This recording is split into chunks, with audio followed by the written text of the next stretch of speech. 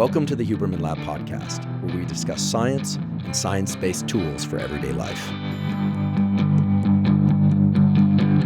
Hello, everybody, and welcome. I want to thank all of you premium Huberman Lab podcast subscribers for joining. This is an exciting one, even though the backdrop here looks very much like the studio back in the United States. I am doing this AMA live from Sydney, Australia, where I and the Huberman Lab podcast team have been for well over a week. We were in Melbourne, and we just did 2 live shows here in Sydney, and we're headed off to Brisbane tomorrow, and it's been absolutely delightful. We've had so much fun talking science, learning from people. It's a wonderful place. I want to get right into your questions and do my best to answer as many of them as possible, as thoroughly, clearly, and succinctly as possible over the next hour. So I'm going to dive into those in just a moment. Just one last important thing before I do that, which is that I want to thank everyone for being a premium subscriber and let you know that we, based on your contributions to the premium channel, have already, as you know, supported 4 laboratories at Stanford, Columbia University, Salk Institute, and elsewhere for important projects on humans that are already leading to important therapeutic breakthroughs that we will soon share with you on the Huberman Lab podcast. But that this year, 2024, we were fortunate enough to secure no fewer than 3 dollar-for-dollar match donors who have generously agreed to match our contributions from the premium channel to additional projects. Those are going to head out to a number of different universities and researchers working, again, on human studies, so no animal studies, human studies on important projects, everything from novel treatments for mental health issues, headache and migraine, some interesting stuff on immunology and cancer, mindsets and immune system function, and much, much more, also nutrition, physiology, exercise physiology, etc. So your contributions to the premium channel really do make a difference. I can say this because I'm familiar with the challenges of raising funding for doing truly breakthrough work and getting things quickly out to the general public. So thank you. Thank you. Thank you. And now, without further ado, let's get to your questions. The first question is, how are you managing to achieve your key health pillars while in Australia and any other place you've enjoyed doing so, all while working so hard? Well, thanks for the question. I'll answer this question in the context of what I think we all can and should and really will do, because if you're a premium channel subscriber, certainly you're taking your health seriously.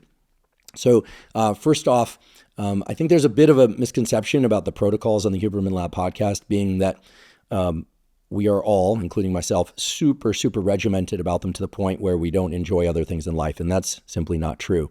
So I view the protocols of the Huberman Lab podcast as science-based, actionable, low cost, zero cost, minimal cost in almost all situations. There are a few exceptions to that, but they're really designed to mesh with the rest of life and enhance mental health and physical health, which of course means remaining social, staying on typical sleep schedules, etc. So the big ones for me when arriving here were, of course, to get morning sunlight as often as possible. Saw a beautiful sunrise this morning over Sydney, but even on the overcast days, we've had a few rainy overcast days to really make it a point to get outside and to get that morning sunlight.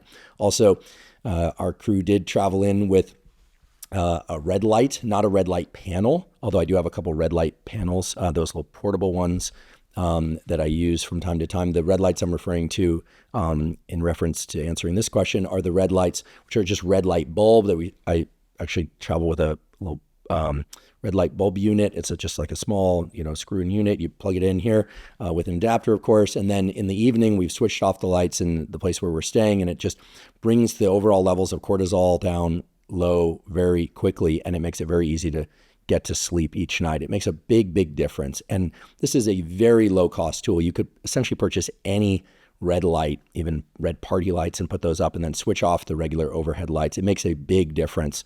That's probably even cost-saving.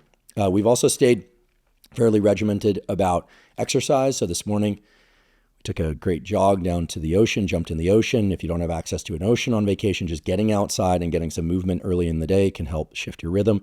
Really, the quadfecta of shifting your circadian rhythm in a new place or becoming an early riser, if you want to do that, is morning sunlight, movement, social engagement, and in my case, caffeine. Although some people would opt for eating breakfast, I just happen to prefer to eat a little bit later in the day. So when you combine those things, you are really amplifying that morning cortisol increase that I've talked about on the podcast, morning catecholamine release, so dopamine, epinephrine, and norepinephrine.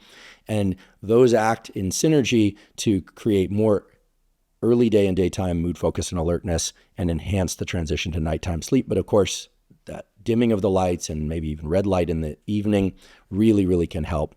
And so those are the biggies. And then, of course, if you want to shift your circadian rhythm really quickly to be on a local schedule, it helps to hop on the local meal schedule. But for me, that always means skipping breakfast. I'm not a big breakfast eater. I like lunch, an afternoon snack sometimes, and dinner. So when you do all of those things, it makes it very easy to stay with the health pillars. And of course, stress control is important. We're doing lives. There's a lot of work to do. So there's a daily, for me, non-sleep deep rest or yoga nidra protocol. By the way, you may be familiar with non-sleep deep rest and yoga nidra, terrific zero-cost practice for reducing stress, replacing or replenishing dopamine and mental and physical vigor. I've talked about this and the studies that support this on the podcast. There's a Huberman NSDR script on YouTube. That's, again, zero cost. But while down here, we recorded a 10-minute, 20-minute, and 30-minute NSDR script with a view of a beautiful Sydney sunrise. Those should be posted to our Huberman Lab Clips channel in the not too distant future, probably in the next couple of weeks. And then you can have different duration NSDR scripts that you can use, again, completely zero cost anytime you like. We've recorded also some additional meditations, and we're considering putting out a Spotify album, if you will, of NSDR and meditations that are science-based of different durations. So if you like that idea, maybe just give a shout into the internet and hopefully we'll hear it, or put a comment on the latest episode of the Huberman Lab podcast on YouTube. And if that sounds like a good idea to you, we'll do more of that. These are, again, zero cost, zero to access tools for enhancing mental health and physical health. So combining all of those is really what we've done. Next question is I have followed your sleep advice and I have seen a huge improvement. Great. Happy to hear that. Wonderful. But I still wake up at night and only get 5 or 6 hours. Is that enough? Can you please give more advice if possible? Well, first of all, thanks for tuning into the sleep advice. So the question of whether or not 5 or 6 hours is enough really depends on person, context, and by context, I mean it can even change across the course of the year by life circumstances. The criteria for insomnia are very clear. Insomnia is excessive daytime sleepiness due to lack of sleep at night. Excessive daytime sleepiness due to lack of sleep at night. So if you're not falling asleep during the day and you feel reasonably good throughout the day, maybe you only need a brief 10-minute to 30-minute nap in the afternoon. Some people nap, some people don't like to nap. Doesn't matter. But if you feel pretty good throughout the day and you have enough mental and physical energy and focus to complete the activities that you need to complete, then I wouldn't worry so much about 5 to 6 hours. And I wouldn't obsess over, these kind of scary things that we hear. If we're not getting 7 to 8 hours, that we get dementia, et cetera, because that's not necessarily the case. Everyone has different sleep needs. The other thing, and this is perhaps the most important thing for everybody listening to this really to think about, is QQRT, which is quality, quantity, timing. Quality, quantity, regularity, and timing, QQRT, which is an acronym coined by the great Matt Walker, author of the book Why We Sleep. He has his own terrific podcast in his own right. There's a series on the Huberman Lab podcast coming out soon. QQRT is what you really need to think about when you think about your sleep. So you want to think about the quantity. How much are you getting? Well, you, Rima, who asked this question, are getting 5 to 6 hours a night. Okay, what about the quality of that sleep? Is it consistently 5 to 6 hours with no breaks, or is there a break in the middle? One trip to the restroom in the middle of the night is considered normal and healthy for most people. If you're making multiple trips to the restroom in the middle of the night, or you're waking up multiple times throughout the night on a regular basis, that's something to try and overcome. So the quality piece is important. Also, whether or not you remember your dreams or you don't, you want to make sure that you're getting ample amounts of slow wave sleep, which dominates the first half of your sleep night, and rapid eye movement sleep, which dominates the second half of your sleep night, because they have different roles in recovery of brain and body. Namely, slow wave, aka deep sleep, is responsible for growth hormone release. Rapid eye movement sleep responsible for the unpacking or the uncoupling of emotions to prior day and previous day experiences, and in that way acts as a kind of a scrubbing out or a therapy for your emotional state. So are you feeling emotionally rested when you wake up? Is a good indication of whether or not you're getting enough rapid eye movement sleep. Some people like sleep trackers using their 8 Sleep or their Whoop or their Oura Ring or something like that. I'm a fan of sleep trackers, but I think that relying too heavily on sleep scores can be risky. There are data from Ali Crumb's lab at Stanford showing that if people receive a poor sleep score, even though they sleep well, their performance will drop. If people get a good sleep score, even though their sleep was lousy, their performance is maintained or even enhanced. So you don't want to take any one sleep score and overinterpret it. You want to look at the average and compare that to your subjective experience of sleep. Maybe I would say go about halfway through your day, if you can bear to do it, before looking at your sleep score and see how you feel. Then look at your sleep score as opposed to the other way around. That might be a good way to adjust for that belief effect I just mentioned. But if you're getting enough quantity, let's say you get 5 to 6 hours, then quality you're sleeping through that bout, maybe with one epoch of waking up. And then the regularity of your sleep is that you're going to sleep more or less at the same time each night, plus or minus an hour on, let's say, 5 to 6 days per week, because sometimes we like to stay up on a weekend night and have some fun or something like that. And then the timing, where that sleep is falling in your 24-hour schedule is really key. And here's what we're learning as a field, that for many people who are early to bed, early to rise types, if they go to bed around 9 p.m., 9:30, and they only get 6 hours of sleep, they feel great. Whereas if they get the equivalent amount of sleep but go to bed at 11 p.m. or midnight, they feel lousy. Similarly, if you're a night owl, you're somebody that really prefers to go to bed around 1 or 2 a.m. and wake up around, let's say, 10 a.m., if you take that equivalent amount of sleep and you go to bed earlier, you're going to feel not so good. So getting the timing of your sleep in the 24-hour cycle correct and fairly consistent, that's the R part of QQRT, correct, is going to be beneficial. So I wouldn't worry so much about 5 to 6 hours only. Here's what I would do, Rima. I would take that 5 to 6 hours, and before getting out of bed each morning, I would do a 10 to 30 minute NSDR, non-sleep deep rest protocol, which will allow you to feel deeply rested and frankly, to recover whatever bits of sleep that you perhaps missed during the night. I found that to be a tremendously beneficial practice. Waking up, if I don't feel thoroughly rested, doing a 10 to 30 minute NSDR, then getting out of bed and continuing the day. And if you don't have time to do that 10 minute, maybe 20 minute NSDR later in the day at any point.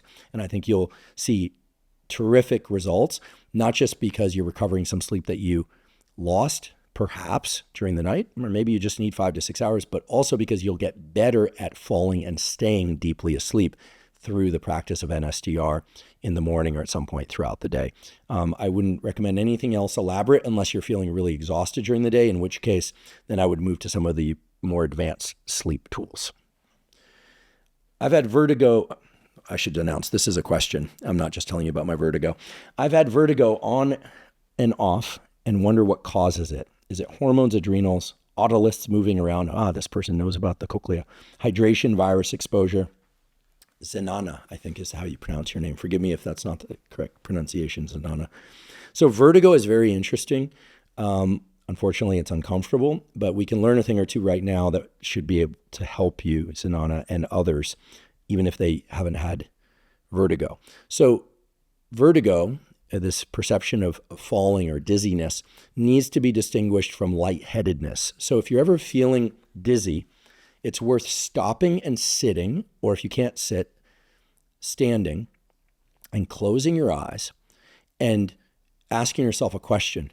Do I feel like I'm ready to fall straight down, or do I feel like I'm going to spin and fall down? Because in answering that question, you can determine whether or not you are lightheaded, that would be the straight falling down, or you have vertigo, which is you're dizzy, which is that you're going to spin and fall down. Now do this in a safe place, please. You can do this while bracing yourself against a wall, or that's why I said ideally seated so you don't actually fall. But in most cases, if you're feeling that spin, if you're feeling truly dizzy, you're feeling vertigo, and I'm moving my head around on purpose, then chances are you've got some issue in either your visual system or your inner ear. Okay, so since this is being recorded on video, I can display what I'm about to say. So your visual system and your inner ear system for balance have some really important features. I'm going to make this a very quick tutorial. Your head, as you move through space, is experiencing visual images going by all the time. Your retinas, your eyes, are essentially exposed to a lot of what's called visual slip. Imagine you're walking and you're trying to take a picture on your iPhone, or if you have an Android phone, on your Android phone, and you're moving, it's going to be blurry, right? Well, there's a stabilization process in your body and brain. It's a magnificent one that, frankly, is built into all jawed animals, whereby your head, because it can move forward, so think nodding, right? So this is pitch for you pilots, right? Yaw, moving from side to side. This would be the no. This would be the no, no. So pitch, yaw, and roll, which would be like the puppy look, right? Pitch, yaw, and roll. Pitch, yaw, roll. Those are the three major angles of visual slip. And in an absolutely magnificent set of things, your inner ear has three hula hoop-like shaped structures. One that's arranged vertically, so up on its end, one that's at an angle of about 45 degrees to that, and another that sits like a hula hoop flat on the ground. And inside of each of those little hula hoop-like tubes, there are little stones called otoliths, okay, you heard that word earlier, that roll around on the bottom, just like marbles at the bottom of a hula hoop, such that when you pitch, nod, the marbles in the vertical hula hoop slide back and forth. When you say no, the marbles in that hula hoop lying essentially parallel to the floor move around. And then the one at 45 degrees, when you roll your head from side to side, those move. And each of those sends neural signals that converge on the neural signals coming from the eye. And get this, when you move through space, there is a precise offset of whatever visual slip you happen to be experiencing by walking. The images are moving, you're looking up, you're looking at buildings, you're looking around, you're talking to somebody, they're moving their head, and your eye is making little tiny movements, little microsaccades on the millisecond time scale that act as a perfect image stabilizer. So what this means, this is, by the way, called the vestibulo-ocular reflex, vestibular system ocular reflex, and it's mediated through a structure called the cerebellum in the back of the brain. This is why when you're on a boat, when the horizon is tipping back and forth, I have to be careful with this because I have such a prominent seasickness based on a prior experience that if I think about this too much, I might get nauseous. When that horizon is moving around, your system becomes uncalibrated because you can't really keep the system jolting about in a regular way. I have to be really careful here. I'm getting dizzy. Notice I said dizzy, not lightheaded. And you will end up disrupting that slip process, and you'll essentially overcompensate, which is why whenever you feel sick on a boat, they say, look at the horizon, fixate to something at a distance. Okay, so if you have vertigo, almost certainly there's something going on in your inner ear. Yes, it can be caused by viruses. Yes, it can be caused by hormones. These things tend to be transient, but the most important thing is going to be to anchor the visual part of the vestibulo-ocular reflex. So what you're going to want to do is you're going to want to fixate on a point maybe 3 or 4 feet away, and then you're going to actually want to move closer to that point, or if you don't have access to it, you would want to look at your hand, your finger out in front of you, and then slowly move it in toward your nose. At some point, you'll feel like you're going to go cross-eyed, and you can stop at that point, then move out again, then in again. What are you doing when you're doing this? What you're doing is you're overriding the error signals, the incorrect error signals that exist in your kind of default setting at that when you have vertigo, and you're forcing the visual component to dominate, and then your inner ear mechanisms will adjust to that. So this is a very powerful tool if you ever feel nauseous or seasick. It's a very powerful tool if you're ever in, like me, you sit in the back of an Uber and the Uber is too small, you get out and you're like walk into a building where there are no windows, and you're like, I don't really feel good. Get outside and look at a fixation point some distance away. This actually happened the other day. We went to the gym. We went inside this gym. We'd been in a van and then went inside and weren't feeling well. So we decided to get out and just take a walk and fixate to the longest distance possible. The fresh air probably helped as well. But when doing that, you are anchoring the visual part of the vestibulo-ocular reflex. Now, that's far and away better than trying to avoid moving your head to not get those little stones moving around in the semicircular canals. Lots to say about this. I could go on, but hopefully you learned some biology and you learned how to not be nauseous if ever you feel dizzy or nauseous based on movement, motion sick. And we could talk about why you get motion sick, but it's through the vagus nerve, et cetera, et cetera. But this is a very useful tool. And if you're ever just not feeling well, unless you have a fever or something like that, I recommend getting outside and looking at the furthest fixation point with your vision that you possibly can, and then walking toward it as far as you can safely. If not, by actually just doing a few of these exercises of looking at your finger up close, that's going to be very good for anchoring the vestibular ocular reflex. And not every time, but many times people report feeling better, especially if you've moved from one closed environment to another closed environment to another closed environment, and so on. Okay, next question is, what can be done to improve brain function for people that have been negatively impacted by things such as poor sleep, poor diet, and TBI early in life? James. Yeah, this is a great question, and I get this a lot. I think that it reminds me that a lot of the conversation that we have on the podcast is about the good things that happen when you do things right and the bad things that happen when you do things wrong. And while I think that's an important conversation, what I've frankly failed to do enough, and that's why I'm grateful for this question, because it gives me the opportunity to talk more about the fact that your system is very robust. There is neuroplasticity. And also, as my graduate advisor used to say, time machine's broken, which is not to say, you're out of luck, but I wouldn't spend any extra energy thinking about how many how many, I have to be careful. The seed oil debate is still a debate. It's unclear. How many trans fats you were exposed to in childhood. We know trans fats are bad. Everyone agrees they're bad. Governments agree they're bad. This is perhaps one of the few things that everybody agrees on in the nutrition space. Trans fats are bad. When I was growing up, trans fats were abundant in foods.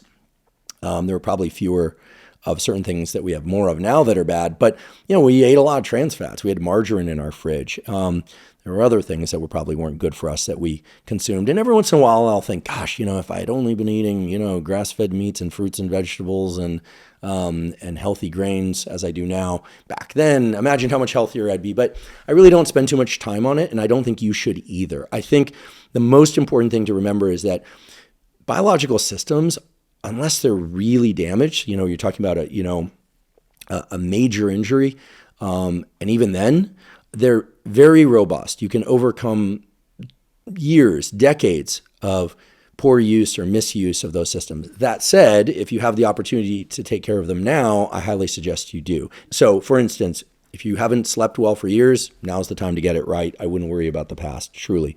You can always rescue some of your health span and lifespan. Poor diet, same thing. It's a just do it kind of thing. Just hop on the train of getting things right 80 to 90% of the time. TBI, traumatic brain injury. Well, the episode of the Huberman Lab podcast that's out right now with Dr. Mark D'Esposito. He's an MD and neurologist, originally trained at University of Pennsylvania, now at University of California, Berkeley. We talk about TBI. There are a lot of different forms of TBI, different origins, everything from bomb blast to car accident to construction work to just, slipped on the stairs at a party. I know someone that slipped on some wet floor at a party and, has a brain injury. What do we know? Well, you get back to the basics. Sleep is going to be important, but there are some things like transcranial magnetic stimulation, certainly things that reduce brain inflammation like glymphatic outflow. So glymphatic outflow is this washing of the brain at night that removes debris. Very, very important in the weeks and months after traumatic brain injury to get adequate sleep for that reason. But then there are things that also seem to perhaps improve outcomes from traumatic brain injury, such as hyperbaric chamber, so hyperoxygenation treatments, if you have access to those. Even things like elevating the feet slightly when you sleep by about 5 to 15 degrees is known to increase glymphatic flow during sleep, which can, we believe, by way of increased clearance of a bunch of basically debris, reactive oxygen species within the cells, but also debris outside the cells in the extracellular space. So between neurons, there isn't just empty space. There's all this heavily glycosylated stuff, which basically just means this kind of like spongy carbohydrate stuff that fills in the spaces. The clearance of some of the metabolites and some of the debris that's accumulated there by just sleeping with feet slightly elevated. Definitely not falling asleep in a chair upright. That's the worst thing for lymphatic flow. Things like that. Some people go kind of bonkers on all things anti-inflammation. They start taking tons of curcumin and they kind of get obsessed with inflammation as the enemy. I wouldn't do that. In fact, there's some negative effects of things like curcumin. Turmeric, if you take it in high doses, like limiting the amount of dihydrotestosterone production, which is not good. You don't want that. Male or female, you don't want to take too much turmeric or curcumin. There are real issues with that, to say nothing of the studies that have shown lead contamination in a lot of turmeric. So you want to check the sourcing very carefully if you do consume any turmeric.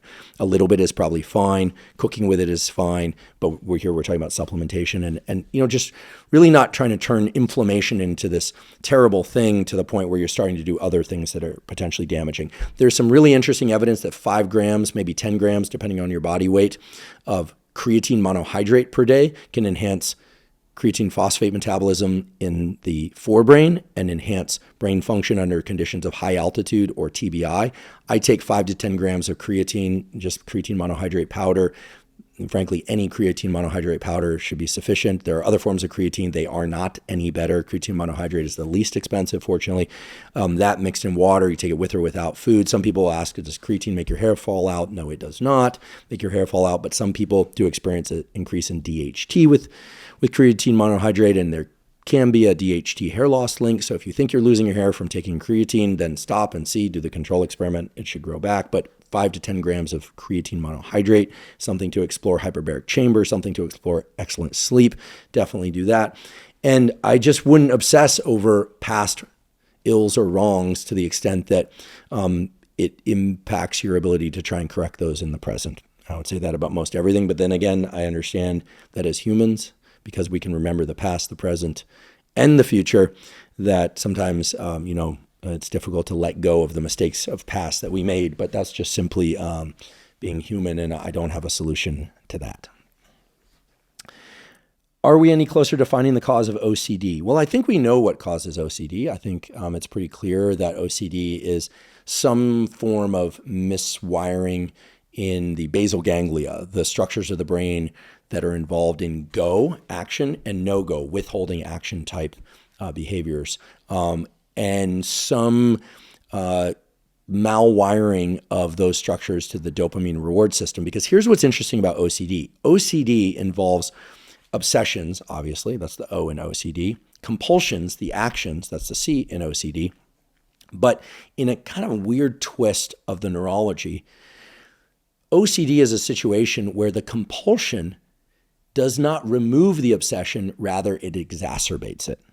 Okay, the compulsion does not remove the obsession, it exacerbates it. So unlike an itch that you scratch, with OCD, the scratching of the itch makes it worse, which is actually what we experience when we have a mosquito bite, which, by the way, I absolutely loathe mosquito bites. It's one of my least favorite things in life.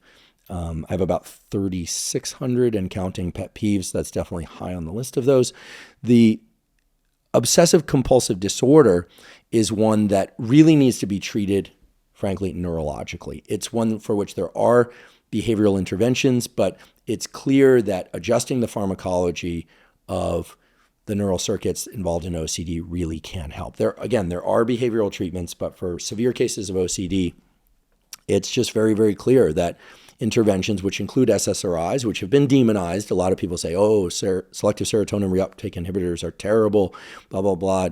The serotonin hypothesis of depression isn't true. Well, listen, the reality is this, that all treatments for depression that are effective, which include SSRIs in some cases, cognitive behavioral treatments, all of these sorts of things which have shown efficacy, are all about what? They're not about serotonin. They're about neuroplasticity. That's why some antidepressants center on dopamine and norepinephrine, others center on serotonin. They're about neuroplasticity. They're about changing neural networks.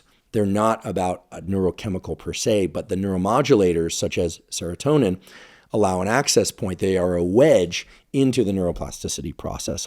Now, with OCD, in order to overcome these malwirings, it's very important to get plasticity. How do you get plasticity? Well, in my belief, you work with an excellent psychiatrist who can prescribe the appropriate dose of drug to release the appropriate amount of neuromodulator, then, and this is really key, you have opened up the window for plasticity, but then it's really important that the proper behaviors are engaged in. And when I did an episode on OCD, I talked about what some of these are. For instance, the person is exposed to the stimulus that causes the obsession, or maybe this obsession arises spontaneously.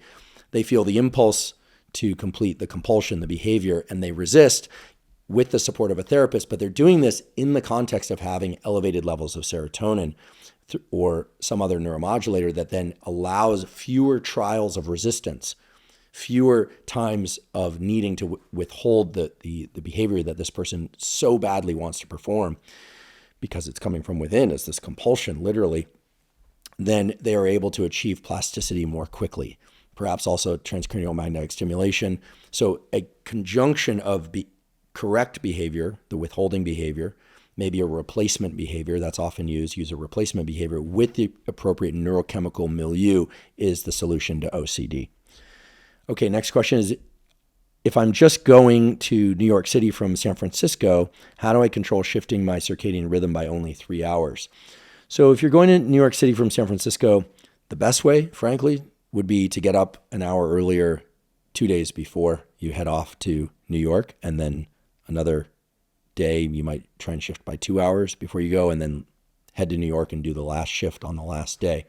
Most people won't do that. It's just, it takes a little bit of work, but they just don't have the time, ability, or your discipline to do that. But it is perhaps the best way. I would say the best thing to do is to know your temperature minimum. And I'll try and keep this pretty simple. If you typically wake up at 8 a.m., let's say, just by way of example, that means that your minimum body temperature is at 6 a.m., which means that if you want to get up earlier in the days where you travel to New York, well, in the couple of days before you leave, anytime between 6 a.m. and 10 a.m., get some bright light in your eyes, even if you go back to sleep. So for instance, get up at 6 a.m., set an alarm clock. I know you normally like to get up at 8 a.m. Get up at 6 a.m., get some bright light in your eyes from artificial sources or from sunlight, maybe 5-10 minutes, then go back to sleep until 8 a.m.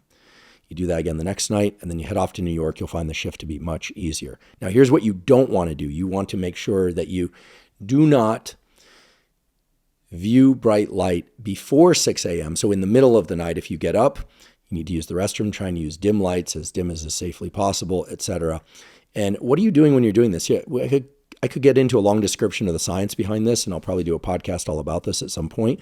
But really what you're doing, if you get up at 6 a.m. and getting some bright light exposure, is, if you think about it, you're kind of looking at a New York sunrise of sorts. Okay, if it's not a sunrise, you're getting some bright light that mimics sunrise, at least to some extent. Nothing's quite like sunrise, but to some extent. So in that sense, even if you go back to sleep, what you're doing is you're sending the light signal, the Zeitgeber, the time signal, to your circadian clock of your hypothalamus that it should shift, that you need to get up earlier. And indeed, that will happen over the course of about 2-3 days. The other thing you can do, and I know this is kind of rare these days to get an answer like this. The other thing you can do is just fly to New York and force yourself to get up and just drink caffeine and get out and exercise and use the social rhythm of the activity of the city in order to get up earlier. But you will feel lousy late morning.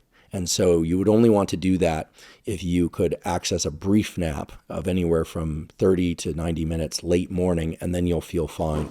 But my suggestion would be to something back there, like some animal or something likes that answer so much. So like that, it would be to just try and get a little bit of light exposure a couple hours before your normal wake up time, then go back to sleep in the 2 days before you head off to New York City. And of course, everything here was set in the context of the New York City flight from San Francisco to New York City, but the principle, the logic holds. And if you have any questions about this temperature minimum and wake up time, and you want to get your circadian clock right for travel, check out the episode that we did on jet lag and shift work. And I'm realizing now as I say this, and my team's here and they're listening, that I will do a video on the Huberman Lab Clips channel where I explain temperature minimum and how to plug in your normal wake up time in order to essentially arrive at whatever time shift you want. We should probably put that out as a newsletter too, where it's a little chart where it says, I currently wake up at 8 a.m. and then, which means and then it'll say subtract 2 hours. My temperature minimum is 6 a.m. and I want to travel to whatever it is, I don't know, Sydney, Australia on this date from this city. And then we know the time change, and then I can tell you exactly what to do for a couple of days. I've done this for various military groups. I've done this for people and close friends and who travel a lot, and it works fabulously well. I can't eliminate jet lag for you. Don't I wish I could just eliminate jet lag? I can't do that, but I definitely can have the time that it takes for you to shift, maybe more. Hi. I love the Sydney show. Thank you. Thanks for coming out.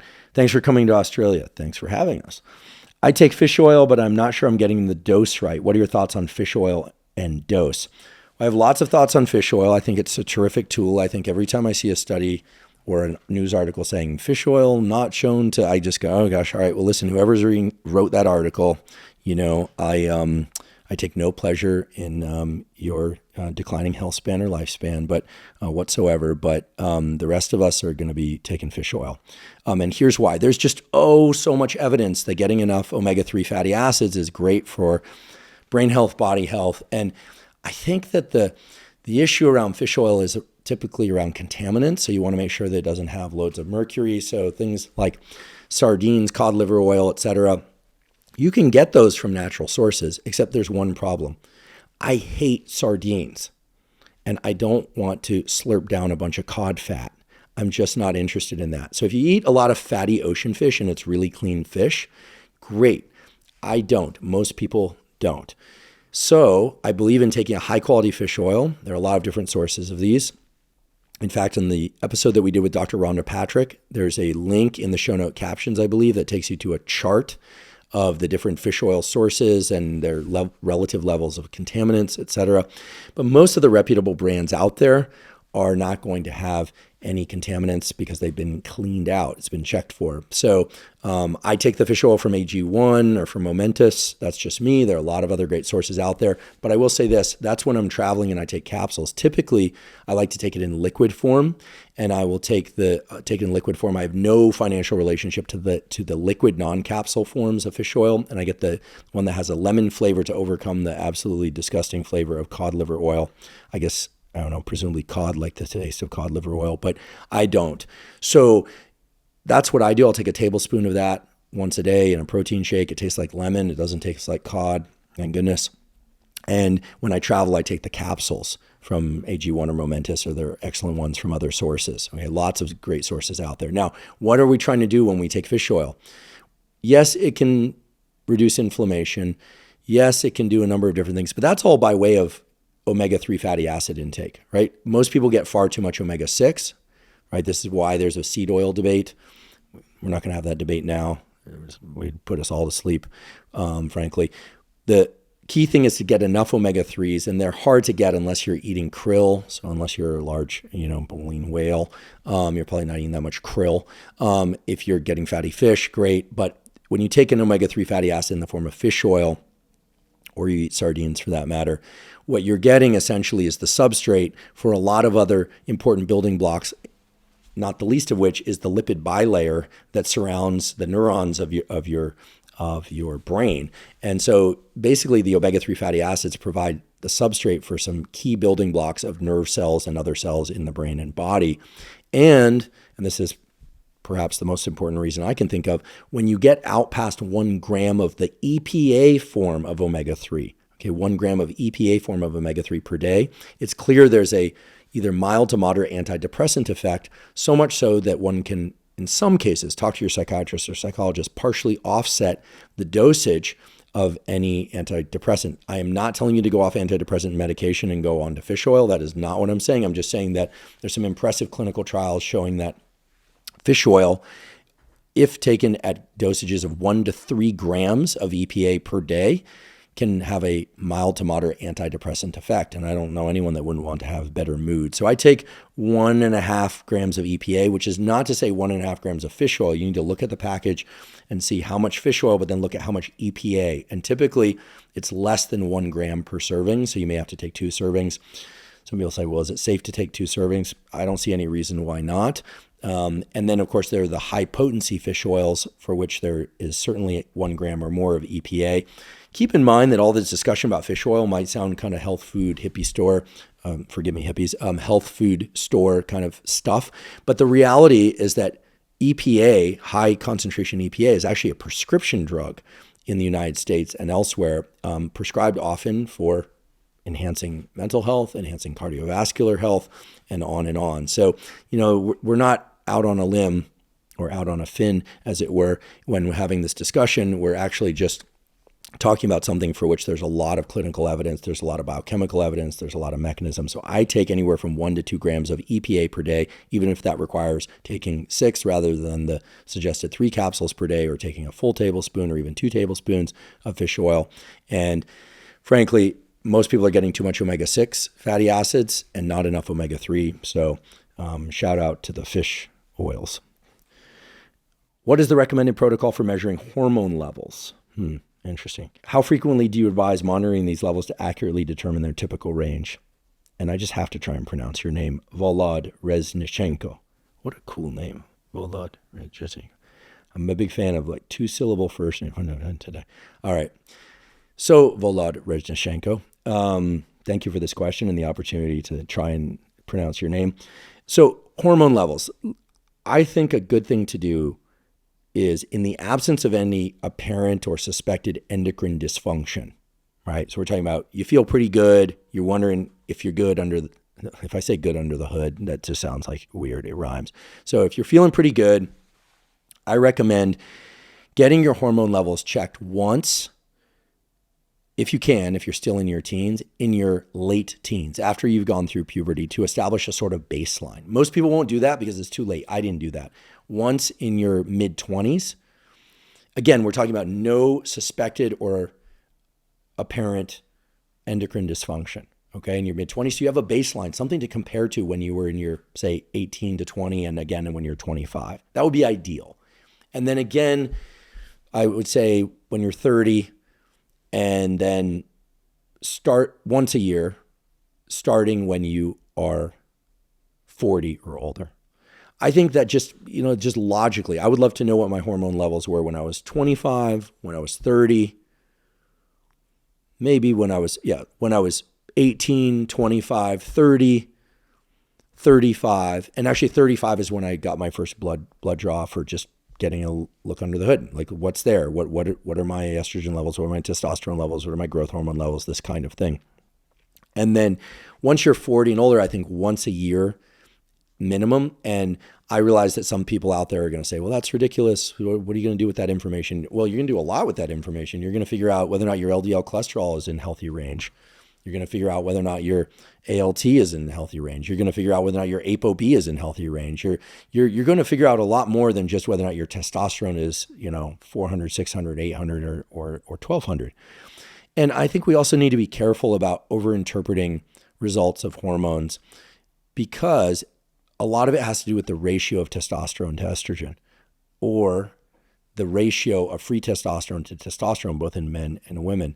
So for instance, if your testosterone level is 900, but your free testosterone level is 2, well, then you have a problem. Whereas if your total testosterone level is 500 or 600, but your free testosterone level is, 15, well, then you're probably doing pretty well. So I would say getting your hormone levels checked once a year after age 40, and prior to that, once every 3 to 5 years, starting at about age 18 would be ideal. But most people don't do that. They either don't have the disposable income. I certainly didn't when I was 18, 20, 25. And at that time, it was really hard to get that measured unless you had a clinical problem. Now, if anyone has a clinical problem that they suspect or is real, then obviously more testing. I think great sources for endocrine profiling are things like Inside Tracker. Full disclosure, they are a sponsor of the podcast, but they do an excellent job. They'll even come to your house. The phlebotomist will come to your house if you want, or you can go to a clinic. So they make it all very easy. But there are other sources as well, right? I'll never make these AMAs or anything else about specific companies for its own sake. I just think Inside Tracker does a great job. There are a number of clinics like Merrick Health and others, online clinics, that will do that, but it's part of a more comprehensive package of agreeing to work with them. At least that's how I understand it. I hope I didn't get that wrong, but check and see. Nowadays, it's pretty easy to find ways to get your hormones checked, but I would suggest that the following things at least be on there: growth hormone, or IGF-1 rather, IGF-1, testosterone, estrogen. This is true for women and men, by the way. So IGF-1, testosterone, estrogen, it'll show up as estradiol on there. Free testosterone, dihydrotestosterone, cortisol. Keep in mind, morning cortisol is always elevated relative to afternoon cortisol. It will be impacted by food, so you want to go in fasted in the morning. Ideally get this done early. Your creatinine levels, which by the way will be elevated if you're taking creatine or you're exercising hard. Your doctor will say your creatinine levels are elevated, and you say, well, great. Well, my creatine intake is elevated too. So, take that. It's not going to be a problem necessarily. Do check with your doctor.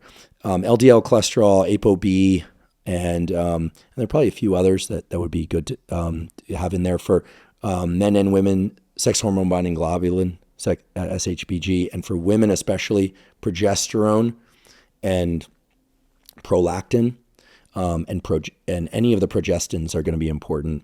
And of course, for women, the trick is going to be when you get your blood taken with respect to your hormone cycle, your ovulatory cycle, and to try and make that at least consistent from test to test, not necessarily having to go in both during the follicular and the luteal phase of your cycle, but always going in during, mid-follicular or mid-luteal, and that can be challenging to do, perhaps, but that's going to be important because, of course, those are widely fluctuating levels across the cycle.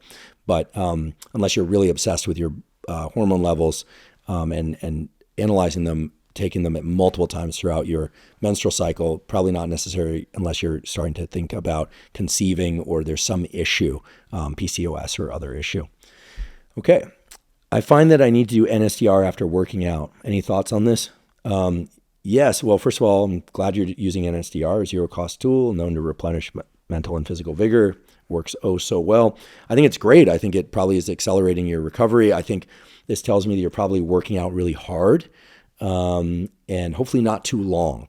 If you find that you work out in the morning and then you're really, really sleepy in the afternoon and the next day, you might be working out too long or too hard. So maybe ratchet back the intensity a little bit or the duration. It's amazing how great we can feel when we work out to like 80 to 90% of our maximum output and duration. We did this the other day. We went out for a little jog, run, bounding, skipping, jumping jack thing and stopped at like 80 to 90% of maximum and then went about the rest of the day and evening feeling great. If you do this, consistently, you'll find you have more energy. And there's actually a lot of solid physiology and physics to support why that is, as opposed to if you go to the gym and you do every set to failure, or even every exercise, you include one set to failure and you're grinding out 4 reps, or I don't know what kind of exercise you're doing, or you're running more and more distance each day or with more intensity. It's understandable how one gets kind of drawn to or addicted to that burn or the effort. But keep in mind, that is stress. You're stressing the body to produce a certain kind of adaptation, either endurance or strength or hypertrophy or et cetera adaptation. So, there's real beauty in learning to love working out hard, but to leaving the gym or ending the run with 10 to 20% of the gas in the tank. And knowing that you can come back and do more, and you actually kind of want to do more. It increases vigor as opposed to taking yourself over that cliff, even a slight 10 to 20%, and then finding that you're kind of depleted. And this is something that we don't hear enough about because most people that are into fitness are into pushing themselves. It's also true for work. I think some of the best advice I ever got in the professional landscape was when I was a graduate student at UC Berkeley, and an excellent neurologist by the name of Bob Knight said, the key is to figure out how much can you work each day consistently.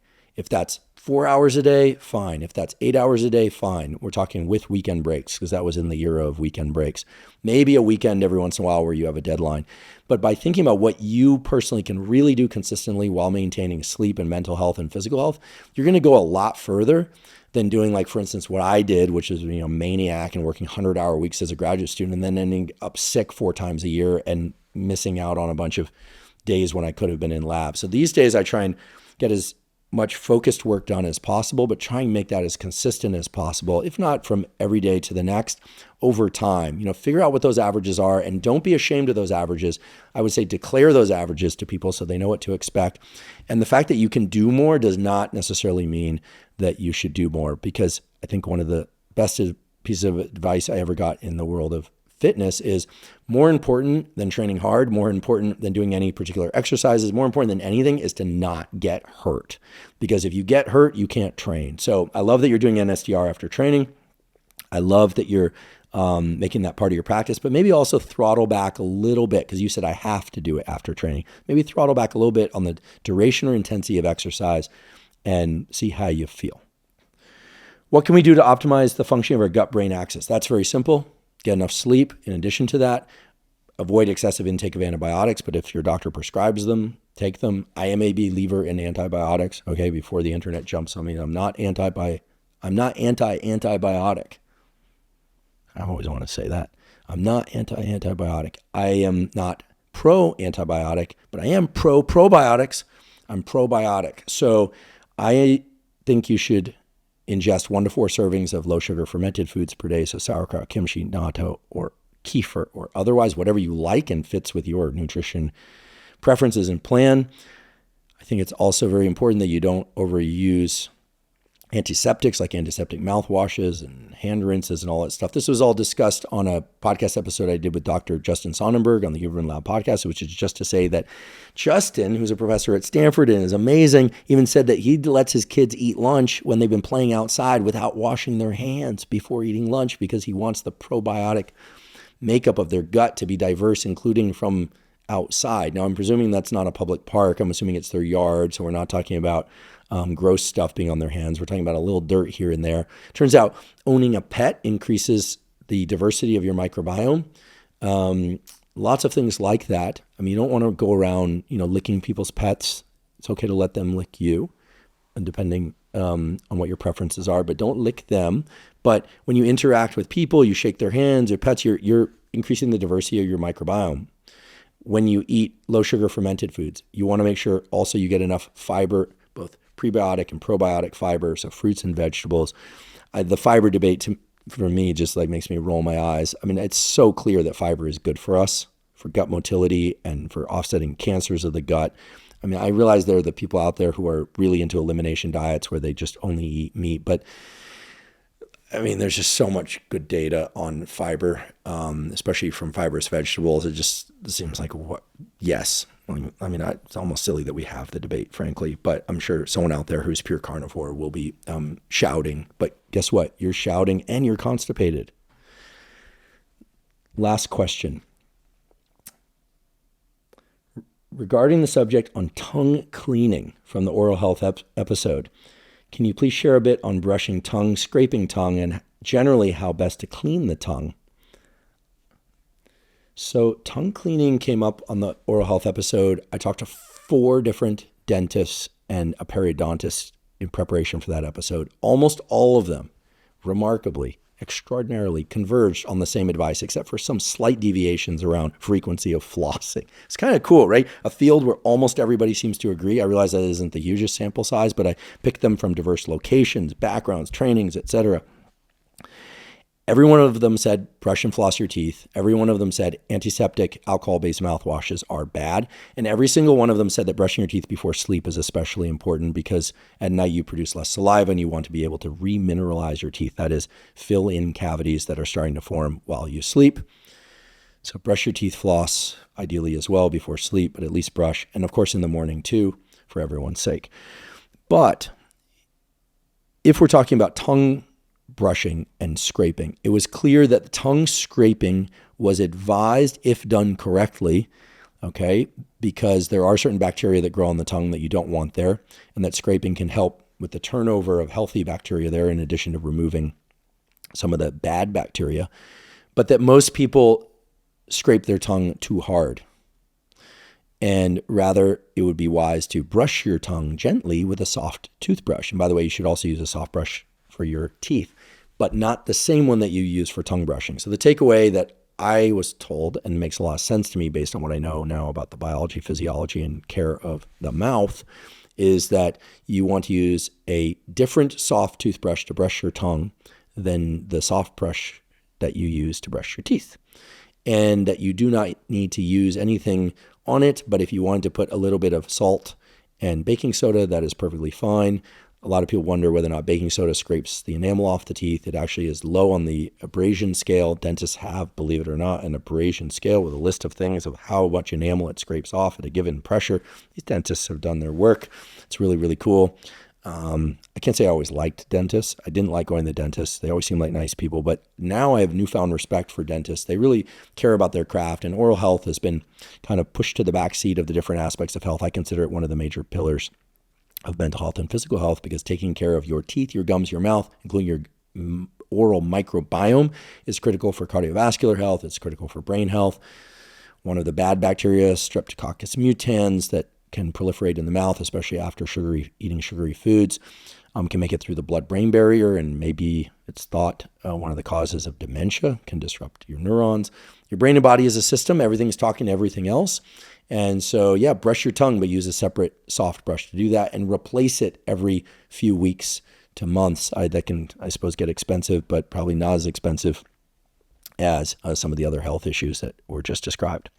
So I appreciate that question. We didn't talk about oil pulling on the podcast. A lot of people asked about that. Some people like to swish oil and then spit it out.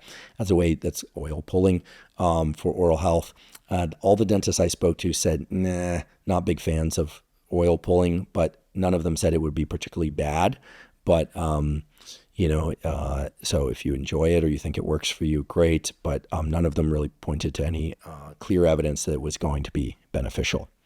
So I was told that was the last question, and we are coming up on the hour. Again, I want to thank everybody for joining this AMA. I'm doing this from Australia, Sydney, Australia. What's interesting down here is because we are below the equator, everything is reversed, right? So this was actually, it's being presented to you upside. I'm actually upside down, but they turned the camera so I would appear right side up to you.